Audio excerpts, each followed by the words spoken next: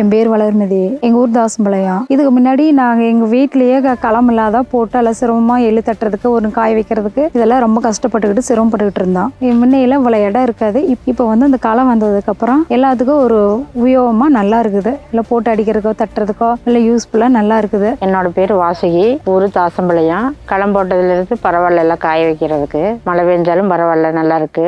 வணக்கம், என் பேர் கதிர்வேல். பெரும்பாலும் எள்ளு, சோளம், கடலை காய வைக்கிறதுக்கு முதல்லாம் ரொம்ப சிரமமாக இருக்கும். வீட்டில் வாசலில் போட்டோம்னா மழை வந்தால் அடிச்சிட்டு போயிடும். சோளம்லாம் ரோட்டில் போட்டு அடித்தோம்னா நிறைய சேதாரம் ஆகும். முதலமைச்சர் வந்ததுக்கப்புறம் சிறப்பான முறையில் இந்த களத்தை அமைச்சு கொடுத்தாரு. இந்த களம் அமைச்சு கொடுத்ததுக்கு முதலமைச்சர் அவர்களுக்கு நன்றி. முதலமைச்சருக்கு இந்த உதவி செஞ்சு கொடுத்ததுக்கு எங்களுக்கு ரொம்ப நன்றி.